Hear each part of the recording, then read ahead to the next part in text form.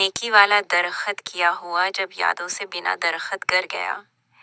गर्मी की दोपहर थी और लॉकडाउन के दिनों में दरवाजे की घंटी टन टन टन बड़ी बेसब्री से बज रही थी।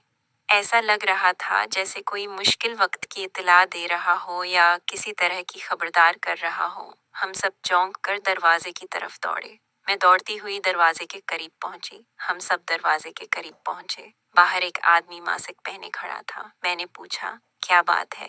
वो हड़बड़ा कर बोला, मैडम, आपका दरख्त गर गया है। हम सब जल्दी से आंगन वाले दरवाजे की तरफ बढ़े।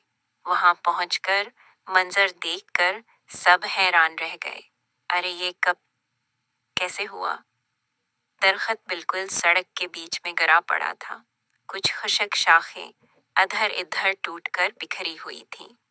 दरख्त के नीचे मैंने छोटे छोटे गमले जो किनारे किनारे लगाए थे, वो दरख्त के तना के नीचे दबा पड़े थे। दरख्त पर बंधी टीवी केबल की तारें भी टूट कर लटक रही थीं। गली के सामने पड़ोसियों की गाड़ियां बिल्कुल महफूज थीं। दरख्त ने उन्हें एक खराश भी नहीं पहुंचाई थी। गर्मी की उस दोपहर में सड़क पर कोई नहीं था। मैं दिल ही दिल में इस खुशक और नेक दरख्त को देख रही थी और 23 साल पुरानी यादें ताज़ा हो गई थीं। हम कुछ अरसा पहले ही इस घर में रहने आए थे। हमारी एक पड़ोसी ने तकरीबन 23 साल पहले एक छोटा सा पौधा लगाते हुए मुझसे कहा था, गली में ऐसे ही दरख्त हैं, सोचा आपके यहाँ भी लगा दूं, अच्छे लगेंगे। दरख्त आहिस्ता आहिस्ता बड़ा होने लगा। कमाल का दरख्त था, हमेशा हरा भरा रहता। छोटे सफेद फूल खुलते जिनकी तेज खुशबू कुछ अजीब सी लगती थी।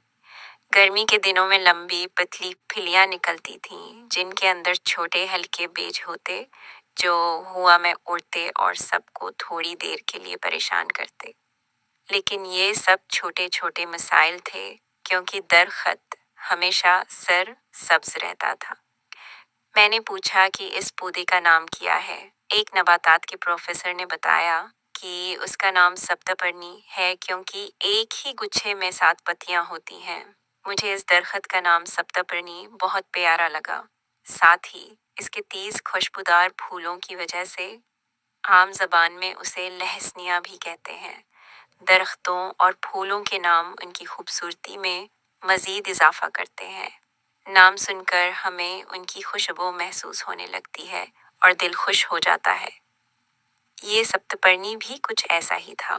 गर्मी के दिनों में जब भी डाकिया या कुरियर वाला आता तो मैं उसे इस दरख्त के नीचे खड़ा पाती। सब्जी या फल बेचने वाले भी उसी दरख्त की छांव में खड़े होते। कोई अपनी गाड़ी धूप से बचाने के लिए उसके नीचे खड़ी कर देता, तो कभी कोई मेहनतकश कुछ देर के लिए इस दरख्त के नीचे आराम करता। कुछ खूबसूरत परिंदे अपने घोंसले बनाकर दरख्त की रौनक बढ़ाते। वो दरख्त से बातें करते लगते। टीवी केबल वाले उसकी शाखों में तारें बांध कर चले जाते। कभी कभी बच्चों हैं कि पतंगी इसमें अटकती तो लगता जैसे ये भी बच्चों के साथ पतंगबाजी का मजा ले रहा हो। दिवाली के दिनों में मैं दरख्त के तना के नीचे चिराग जलाती, मुझे बहुत सुकून मिलता। बच्चों ने उसके नीचे खड़े होकर खूबसूरत तस्वीरें खिंचवाई थीं। जब भी मैं कहीं से घर लौटती तो रक्शे वाले से कहती, भैया वहाँ इस दरख्त के पास वाले घर पर रोक दो। लगता था कि ये दरख्त मेरा पता बन गया है। बारिश के मौसम में जब बूंदा बांदी उसके पत्तों पर गिरती तो इसकी आवाज मुझे बहुत प्यारी लगती। ओले पड़े या सर्दी का पाला, ये दरख्त किनारे लगे गमलों को बचाते रहता। 23 साल की कितनी यादें इस दरख्त से जुड़ी थीं। कितनी कई वाक़ात का ये गवाह था। दिन रात हर मौसम में खामोशी से खड़ा रहा। पता नहीं 2 साल से क्या हुआ कि ये दरख्त रोज बरोज खुशक होता गया।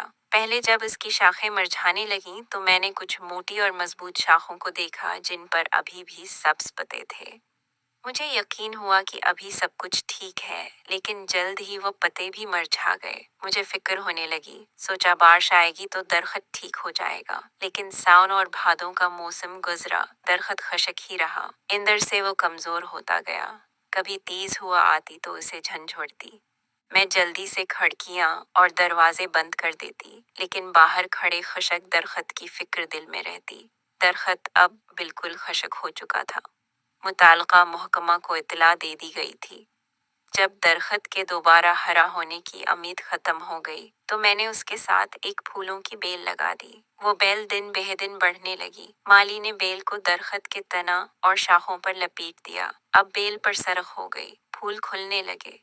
ये देखकर मुझे अच्छा लगा कि इस कोशिश से दरख्त पर कुछ बहार दिखाई दे रही है। परिंदे भी वापस आने लगे, लेकिन घोंसले नहीं बना रहे थे। कुछ देर ठहर कर दरख्त से हट करेगा, बातें करते और फिर वापस उड़ जाते। अब बेल भी घनी होने लगी थी। इसकी छांव दरख्त जितनी घनी नहीं थी, लेकिन कुछ सुकून जरूर देती थी।